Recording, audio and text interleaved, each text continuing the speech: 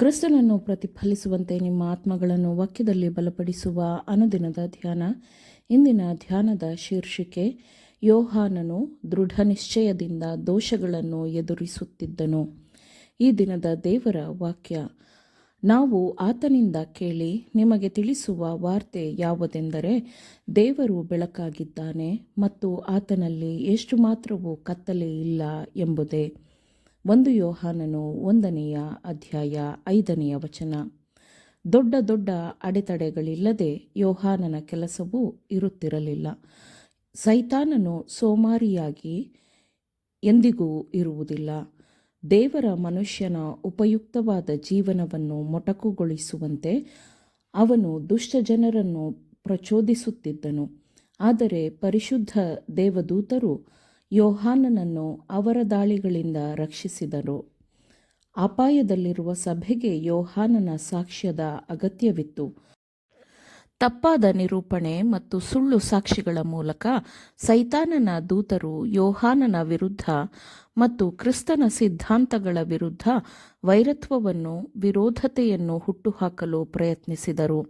ಅದರ ಪರಿಣಾಮದಿಂದ ಭಿನ್ನಾಭಿಪ್ರಾಯಗಳು ಮತ್ತು ಧರ್ಮದ್ರೋಹದಿಂದ ಸಭೆಯು ಅಪಾಯಕ್ಕೆ ಸಿಲುಕುತ್ತಿತ್ತು. ಯೋಹಾನನು ಈ ದೋಷಗಳನ್ನು ಧೈರ್ಯದಿಂದ ಎದುರಿಸಿದನು. ಸತ್ಯದ ವಿರೋಧಿಗಳ ಹಾದಿಯನ್ನು ಅವನು ತಡೆದನು. ಈ ಧರ್ಮದ್ರೋಹದ ವಿಷಯಗಳನ್ನು ನಾಯಕರು ಸ್ವಲ್ಪವನ್ನಾದರೂ ಉತ್ತೇಜಿಸಬಾರದು ಎಂದು ಯೋಹಾನನು ಬರೆದು ಎಚ್ಚರಿಸಿದ್ದಾನೆ. ಆರಂಭಿಕ ಸಭೆಯ ಅಭಿವೃದ್ಧಿಯನ್ನು ಮತ್ತು ಅದರ ಅಭಿವೃದ್ಧಿಗೆ ಅಪೊಸ್ತಲನು ಮಾಡಿದ ಬೋಧನೆಗಳಿಗೆ ಬೆದರಿಕೆಯ ವಿರೋಧತೆಯು ಅಂದು ಇದ್ದಂತೆ ಇಂದೂ ಸಹ ಸಭೆಗಳಲ್ಲಿ ಅಂತಹ ದುಷ್ಟತನಗಳಿವೆ. ಅದನ್ನು ಗಮನದಲ್ಲಿಟ್ಟುಕೊಳ್ಳಬೇಕು. ಅದನ್ನು ಎಚ್ಚರಿಕೆಯಿಂದ ಎದುರಿಸಬೇಕು.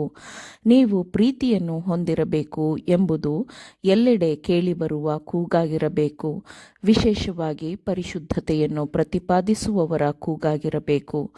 ಆದರೆ ತಪ್ಪೊಪ್ಪಿಕೊಳ್ಳದ, ಪಶ್ಚಾತ್ತಾಪ ಪಡದ, ಪಾಪವನ್ನು ಮುಚ್ಚಿಹಾಕಲು ಸಾಧ್ಯವಿಲ್ಲದಷ್ಟು ಪ್ರೀತಿಯು ಪರಿಶುದ್ಧವಾಗಿರುತ್ತದೆ. ಕೊನೆಯ ದಿನಗಳ ಅಪಾಯಗಳ ನಡುವೆ ಜೀವಿಸುತ್ತಿರುವವರಿಗೆ ಯೋಹಾನನ ಬೋಧನೆಗಳು ಅತಿ ಮುಖ್ಯವಾಗಿವೆ. ಯೋಹಾನನು ಕ್ರಿಸ್ತನೊಂದಿಗೆ ನಿಕಟವಾದ ಸಂಬಂಧವನ್ನು ಹೊಂದಿದ್ದನು. ಅವನು ಕ್ರಿಸ್ತನ ಬೋಧನೆಗಳನ್ನು ಕೇಳಿದ್ದನು ಮತ್ತು ಯೇಸು ಮಾಡಿದ ಅದ್ಭುತಗಳನ್ನು ನೋಡಿದ್ದನು. ಅವನು ಮನಸ್ಸಿಗೆ ಹಿತವೆನಿಸುವ ಸಾಕ್ಷಿಯನ್ನು ಹೊಂದಿದ್ದನು. ಅವನ ಶತ್ರುಗಳು ಹೊಂದಿದ್ದ ಸುಳ್ಳು ಸಾಕ್ಷಿಗಳು ಅವನ ಮೇಲೆ ಯಾವ ಪರಿಣಾಮವನ್ನು ಬೀರಲಿಲ್ಲ. ನಿಜವಾದ ಪರಿಶುದ್ಧೀಕರಣದ ಆಶೀರ್ವಾದವನ್ನು ಯೋಹಾನನು ಅನುಭವಿಸಿದನು. ಆದರೆ ಗಮನಿಸಿ, ಅಪೊಸ್ತಲನು ತಾನು ಪಾಪರಹಿತನೆಂದು ಎಂದಿಗೂ ಹೇಳಿಕೊಳ್ಳುವುದಿಲ್ಲ. ಅವನು ದೇವರ ಪ್ರಸನ್ನತೆಯ ಬೆಳಕಿನಲ್ಲಿ ನಡೆಯುವ ಮೂಲಕ ಪರಿಪೂರ್ಣತೆಯನ್ನು ಕಂಡುಕೊಳ್ಳಲು ಬಯಸಿದನು. ದೇವರನ್ನು ತಿಳಿದಿದ್ದೇನೆಂದೂ ಹೇಳಿಕೊಂಡು ದೈವಿಕ ನಿಯಮಗಳನ್ನು ಉಲ್ಲಂಘಿಸುವ ಮನುಷ್ಯನು, ಅವನು ತನ್ನ ದೇವರ ಸುವಾರ್ಥ ಕೆಲಸಕ್ಕೆ ಸುಳ್ಳುಗಾರನಾಗಿರುತ್ತಾನೆ. ಆತನನ್ನು ಬಲ್ಲೆನೆಂದು ಹೇಳಿ ಆತನ ಆಜ್ಞೆಗಳನ್ನು ಕೈಕೊಳ್ಳದೆ ನಡೆಯುವವನು ಸುಳ್ಳುಗಾರನಾಗಿರುತ್ತಾನೆ. ಸತ್ಯವೆಂಬುದು ಆತನಲ್ಲಿ ಇಲ್ಲ ಎಂದು 1 ಯೋಹಾನ 2ನೆಯ ಅಧ್ಯಾಯ 4ನೆಯ ವಚನದಲ್ಲಿ ಹೇಳಲಾಗಿದೆ. ಹೆಚ್ಚಿದ ಅಹಂಕಾರದ ಈ ಕಾಲದಲ್ಲಿ ಈ ಮಾತುಗಳನ್ನು ಮತಾಂಧತೆ ಎಂದು ಹೆಸರಿಸಲಾಗುತ್ತದೆ. ಆದರೆ ನಾವು ಕ್ರೈಸ್ತಿಯ ಸೌಜನ್ಯವನ್ನು ಪ್ರಕಟಿಸುವಾಗಲೂ ಪಾಪವನ್ನು ಮತ್ತು ಪಾಪಿಗಳನ್ನು ಅದರ ಸರಿಯಾದ ಹೆಸರಿನಿಂದ ಕರೆಯಲು ನಮಗೆ ಅಧಿಕಾರವಿದೆ ಎಂದು ಅಪೊಸ್ತಲನು ಕಲಿಸುತ್ತಾನೆ, ಬೋಧಿಸುತ್ತಾನೆ. ಇದು ನಿಜವಾದ ಪ್ರೀತಿಗೆ ಹೊಂದಿಕೆಯಾಗಿರುತ್ತದೆ. ಯಾವ ಆತ್ಮಗಳಿಗಾಗಿ ಕ್ರಿಸ್ತನು ಮರಣ ಹೊಂದಿದನೋ ಅವರನ್ನು ಪ್ರೀತಿಸಬೇಕಾದರೆ, ಅವರ ರಕ್ಷಣೆಗಾಗಿ ಕೆಲಸ ಮಾಡಬೇಕಾದರೆ ಪಾಪದೊಂದಿಗೆ ರಾಜಿ ಮಾಡಿಕೊಳ್ಳಬಾರದು.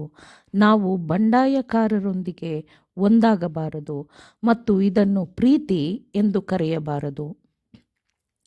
ಯೋಹಾನನು ತನ್ನ ಸಮಯದಲ್ಲಿ ದೃಢಚಿತ್ತದಿಂದ ಸರಿಯಾದ ಕಾರಣಕ್ಕೆ, ಅಂದರೆ ಆತ್ಮಗಳನ್ನು ನಾಶಪಡಿಸುವ ದೋಷಗಳಿಗೆ ವಿರೋಧವಾಗಿ ಹೇಗೆ ನಿಂತನೋ ಹಾಗೆಯೇ ಲೋಕದ ಈ ಕಾಲದಲ್ಲಿ ತನ್ನ ಜನರು ದೃಢಚಿತ್ತದಿಂದ ನಿಲ್ಲಬೇಕೆಂದು ದೇವರು ಬಯಸುತ್ತಾನೆ.